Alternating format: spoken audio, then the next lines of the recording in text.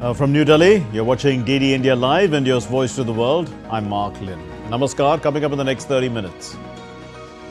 Prime Minister Narendra Modi inaugurates the first edition of the Seoul Leadership Conclave in New Delhi. Says Seoul must aim to become the world's leading institution for leadership development.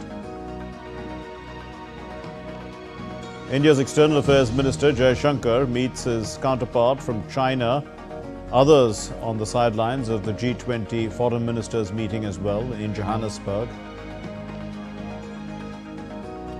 As Israel simmers over the Hamas failing in fact to release the body of Shiri Bebas as agreed, its armed wing says that it will free 6 more hostages on Saturday.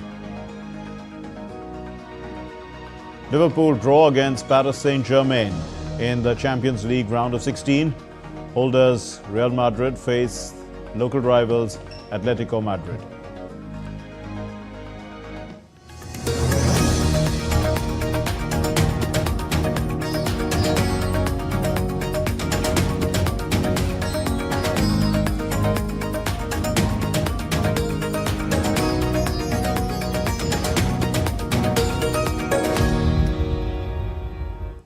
The School of Ultimate Leadership, or Seoul, a brainchild of Prime Minister Narendra Modi, is set to open its doors in Ahmedabad by June 2027. It is a unique private institution promoted by leading industrialists to shape future leaders. The first edition of the Seoul Leadership Conclave was inaugurated at the Bharat Mandapam in New Delhi by Prime Minister Narendra Modi and the Bhutanese Prime Minister Tshering Tobgay.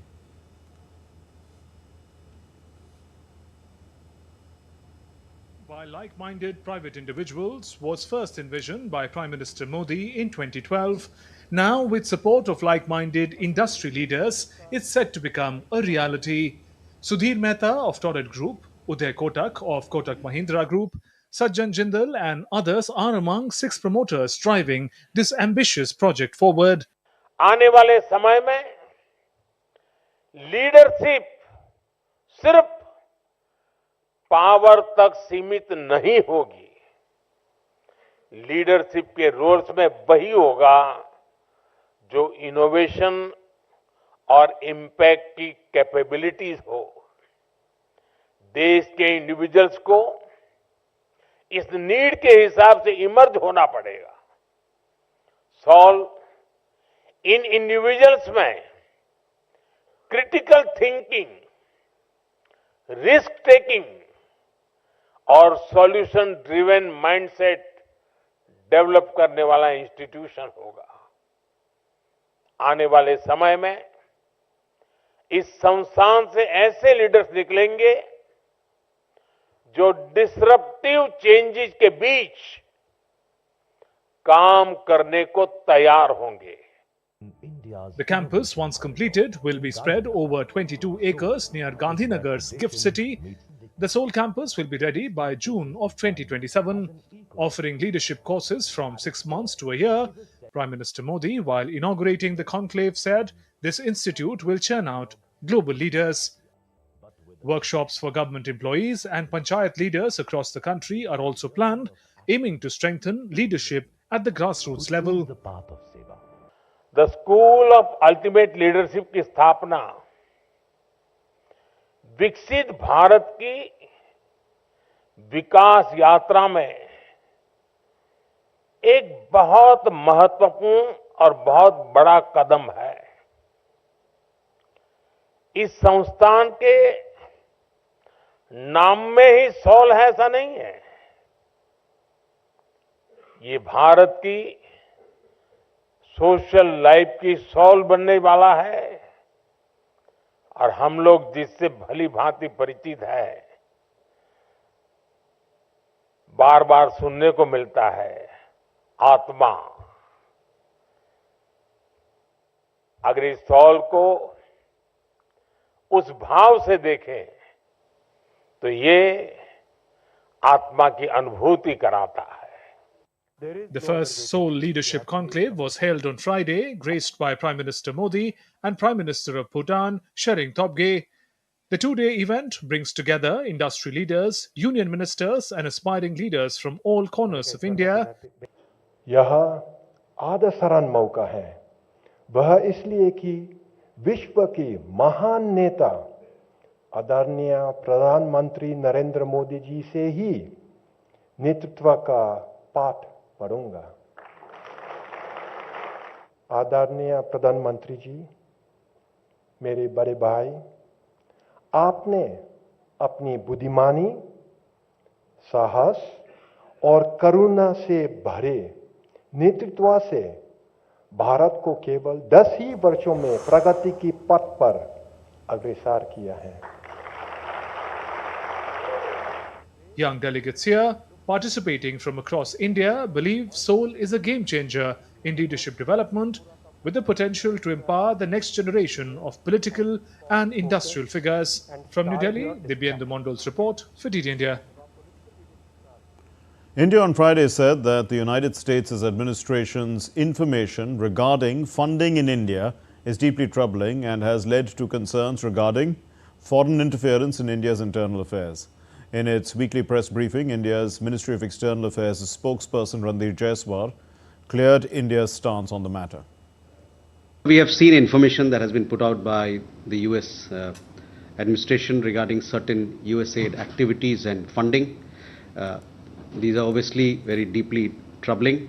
This has led to concerns about foreign interference in India's internal affairs. Relevant departments and agencies are looking into this matter. It would be premature to make a public comment at this stage. So, relevant authorities are looking into this matter, and hopefully we can come up with an update on that subsequently.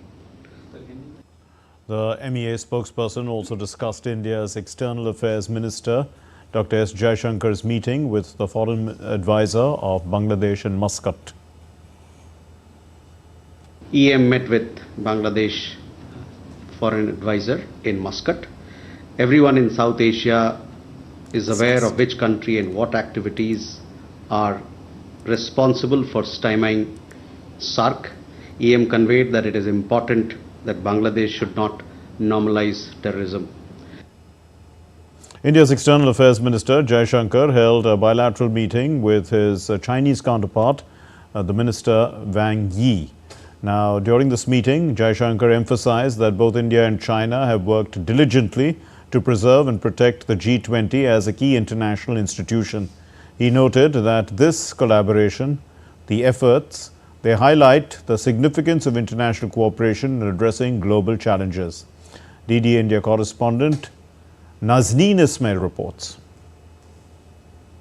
Indian External Affairs Minister Dr. S. Jaishankar held a bilateral meeting with his Chinese counterpart, Minister Wang Yi. During the meeting, Dr. Jaishankar emphasized that in a polarized global landscape, both India and China have worked diligently to preserve and protect the G20 as a key international institution.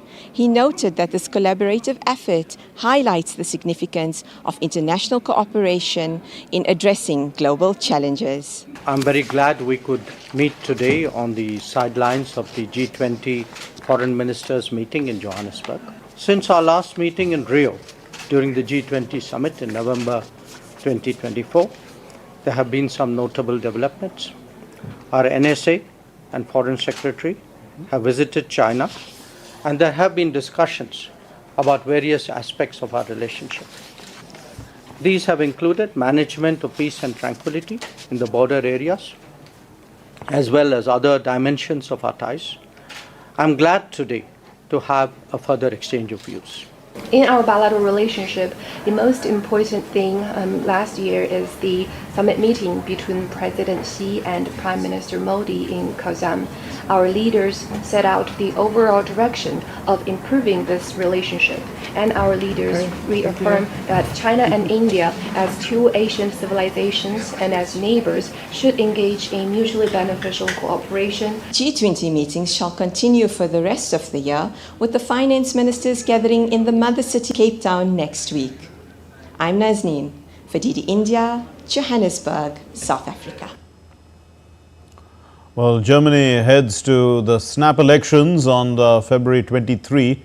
This is after the collapse of Chancellor Olaf Scholz's coalition with 4 key contenders in the race. The outcome will shape Germany's leadership and influence Europe's political direction. Let's look at this report. Germany is set to hold a snap national election on Sunday, February 23rd, following the collapse of Chancellor Olaf Scholz's three-way coalition. The election has triggered extensive debates across the country on topics ranging from the economy and migration to Germany's role in the European Union. With four major contenders vying for the chancellorship, the results will not only determine Germany's future, but also impact the broader European landscape. Alles Gute, viel Erfolg. First up, Friedrich Merz.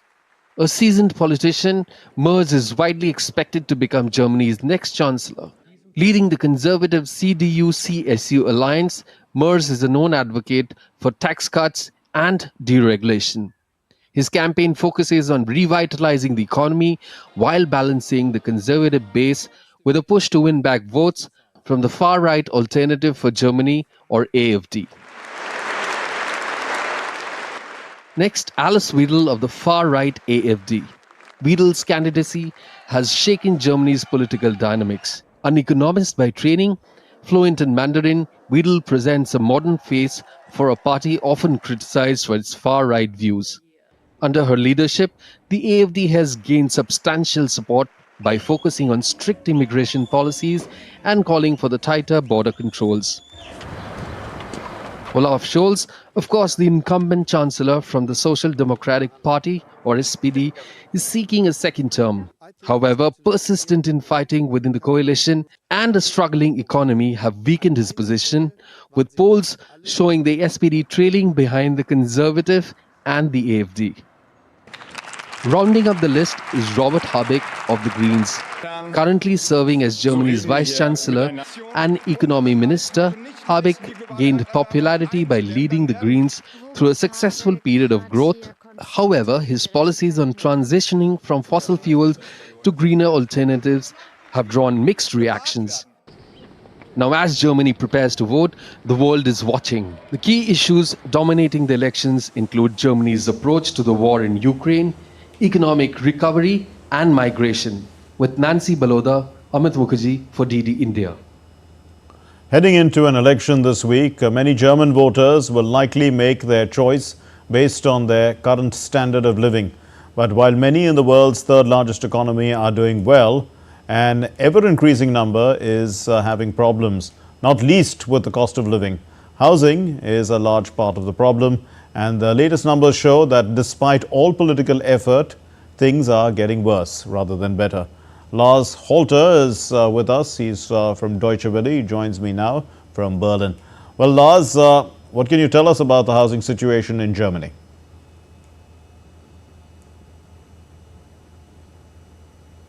Thanks for having me. Well, it's been a sad story for a long time. Basically, there is a dramatic housing shortage all across the country, and latest numbers we just got from the government show indeed that things aren't improving. Last year, authorities also approved 215,900 residential units to be built. That's down 17% from the previous year. Looking at single-family homes, it's actually 20% down.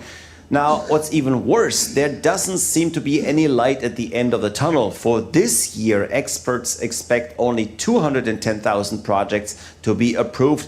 As for what's really being built, experts say it will likely be 230,000 units this year in 2025. And that's a far cry from the 400,000 units the government wanted to build to alleviate the recent crisis in the housing market. And it's gotten wild indeed. I'm reporting from Berlin, of course, the capital of Germany, and the city with just over 3 million people and a huge housing shortage right here locally. It's absolutely normal that landlords receive hundreds of applications for every apartment they want to rent out, especially if it's affordable, which it often, of course, isn't. So it's hard, especially for young people, to find an apartment. It's expensive, and it has a major impact on the entire economy. In fact, we're hearing from all kinds of businesses across Germany that they're finding it hard to attract talent for the workforce, often because people can't find a place to live in any given area. So what can be done, Lars, to fix this problem? Well, that's the million, or actually the multi-billion-dollar question, because a full-on deregulation of the market is not what anyone can want, because with not enough housing supply, rents could rise so drastically that ever more people would simply find themselves priced out of a market. So experts have often advised the government to build more themselves. Don't even leave large parts of the market up to the developers in the private economy. The government could indeed fund construction of 1 million apartments per year. Now, obviously, that would cost billions of euros, but it would be exactly the sort of investment the country could benefit from. First of all, in the long run, the government would make its money back through rental income, but they would also stabilize a sector that provides millions of jobs, as well as making it easier for other industries to hire in an environment where housing is available. Massive investments in housing might be the #1 effective way for the government to support its economy. However, with the election coming up now on Sunday, this very weekend, the only party that is actually opting for that or wants to invest massively in housing is the left-wing Die Linke. They are aggressively promoting this as part of their platform. The other parties have mostly ignored the problem, even though some recent studies have shown that especially young voters are more concerned about housing right now than they are even about the climate crisis. Well, thanks very much, Lars. And still to come here now on DD India. Pope Francis is showing improvement. He's alert and is doing some work. That's what the Vatican says. Canada beats the United States 3-2 in a keenly contested ice hockey match.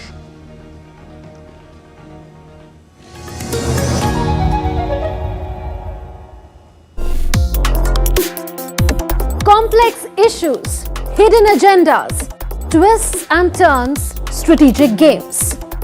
We think all dots are linked. We just need to connect them. Join me every week as I connect the dots to unravel hidden designs in statecraft, mysteries, and decode issues that matter to you.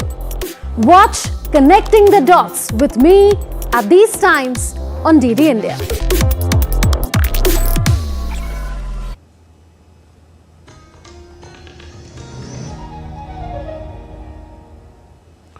You're watching DD India Live. I'm Mark Lynn. Israeli Prime Minister Benjamin Netanyahu said on Friday that Israel would make Hamas pay for failing to release the body of the hostage Shiri Bibas as agreed. This comes after Israeli specialists had found out that one of the 4 bodies handed over by Hamas on Thursday was an unidentified woman and not Shiri Bibas. We will act with determination to bring Shiri home, along with all our captives, both the living and the fallen, and ensure that Hamas pays the full price of this cruel and evil violation of the agreement. Hamas on Friday said that it was likely the body of captive Shiri Bibas that had been mistakenly mixed up with others who were killed and buried under the rubble in Gaza. This came after Israel stated that one of the bodies handed over by Hamas on Thursday was not that of Bibas, as Hamas claimed. Hamas handed over bodies that they say they were of 4 hostages, including 3 members of the Bibas family, Shiri Bibas and her 2 young sons, along with an elderly captive. Meanwhile, Hamas on Friday said that they will release Israeli hostages Elia Cohen, Omer Shem Tov and Tal Shoham, Omar Venkat, Hisham Al-Sayed and Averi Mengistu. This is all going to happen on Saturday. Hisham Al-Sayed and Avero Mengsito, they are civilians who had entered Gaza about a decade ago and have been held since. The Arab leaders will meet in Saudi Arabia on Friday to counter the U.S. President Donald Trump's plan to take control of Gaza. The official Saudi press agency has cited an official confirming on Thursday that Egypt and Jordan were participating in this Riyadh summit, along with 6 country members of the Gulf Cooperation Council, with the aim of strengthening cooperation and with regard to joint Arab action. The agency also said that the decisions issued by the unofficial fraternal meeting in the Saudi capital would appear on the agenda of an emergency Arab League meeting, which is to take place in Egypt on March 4. Pope Francis is showing improvement. He's alert. He's doing some work. This is what the Vatican said on Friday as the 88-year-old pontiff began his 8th day in hospital battling pneumonia. Francis is being treated at Rome's Gemelli Hospital, where he was admitted on February 14 after struggling with breathing difficulties for several days. The Vatican spokesman, Matteo Bruni, said in a brief update on Friday that Francis had slept well overnight and was able to eat breakfast. Double pneumonia is a serious infection that can inflame and scar both lungs, making it difficult to breathe. India's private sector has performed well in the month of February. This has come in the light of data of the HSBC Flash India Composite Purchasing Managers Index. The latest data shows that in the last 6 months, the highest growth has been recorded in both manufacturing and services sectors. The composite PMI output reached 60.6 in February. The PMI figure of 50 or above indicates that demand is increasing in the economy. According to this survey conducted by S&P Global, record growth was also recorded on the employment front, which is a positive sign for the country's economy. In February, the PMI of the services sector reached 61.1%. Now, the increase in new business orders was the main reason behind the growth of the services sector. Adding to this, in the month of February, new orders reached a 6-month high. Tourism Malaysia is participating for the 21st time in one of India's largest tourism fairs, the South Asia Travel and Tourism Exchange. Now, what's happened is that this event is being held in New Delhi. It started on the 19th and will continue till the 21st of February. Through this, there is a continuous effort to maintain Malaysia as a preferred tourist destination in the minds of Indian travelers. Manish Bhajpai reports.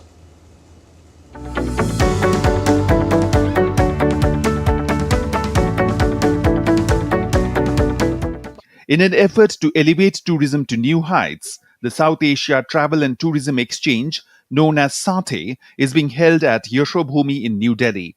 Stakeholders from several countries involved in tourism took part in the event. Tourism Malaysia intends to focus on unique approaches such as shopping, golfing, luxury tourism, soft tourism, theme parks and honeymoon packages to inspire the Global Visit 2026 campaign at this year's SATE. Consequently, Tourism Malaysia is also leveraging niche areas like MICE, which stands for Meetings, Incentives, Conferences and Exhibitions and Weddings. The Malaysian delegation is led by Ahmed Joharif Muhammad Ali, Director of the Tourism Malaysia New Delhi office, and includes 60 organizations. Indian travelers, being among our most valued guests, will remain at the heart of our tourism initiatives. The Malaysian government prioritizes the safety, comfort and satisfaction of all tourists. We are dedicated to implementing policies that uphold the highest standards of hospitality and professionalism across our tourism sector. Earlier this week, Tourism Malaysia launched the Visit Malaysia Year 2026 campaign at an event in New Delhi.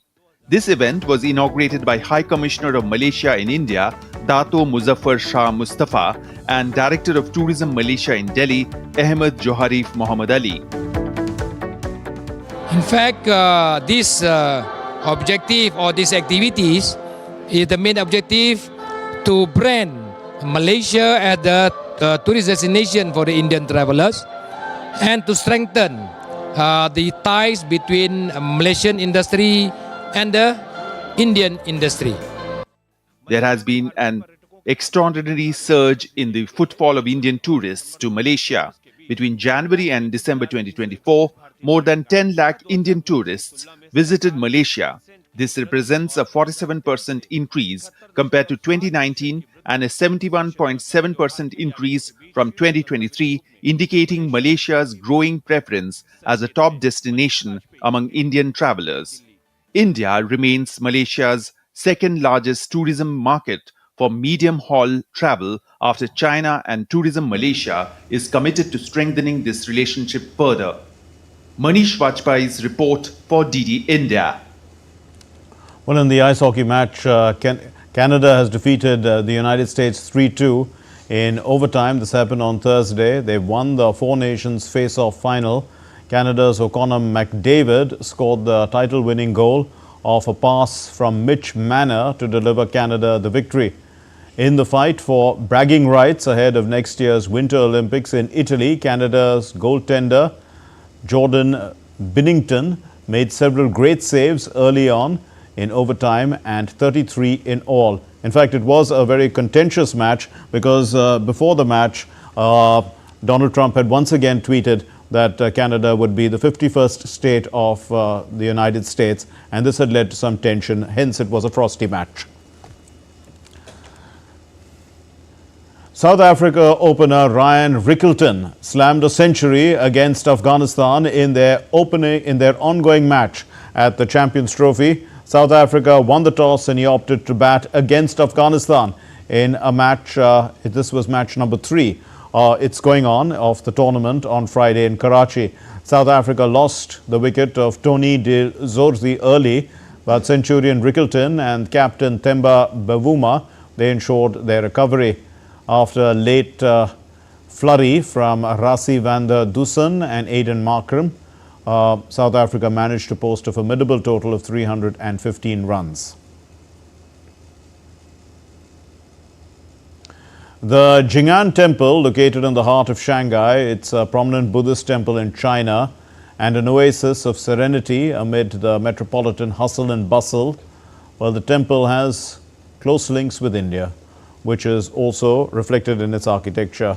The Zhengfa Zhongzhou Brahma block, it has its origins in India's national emblem, the Ashoka Stamba, while the Jing'an Pagoda is in fact inspired by the architectural wonders of Bodh Gaya. India's Consul General Pratik Mathur offered prayers at the majestic 15-ton Buddha idol cast in silver and was warmly received by the abbot master Yayun of the temple. That's all we have in this edition of DD India Live. For those of you on the go, get the latest news and updates from India and across the world on the DD India mobile app. It's available on both Android and iOS platforms. Scan the QR code and download it now. We'll be back with more news as it breaks here on DD India. I'm Mark Lynn from all of us here in Delhi. Thank you very much for watching DD India Live. Namaskar.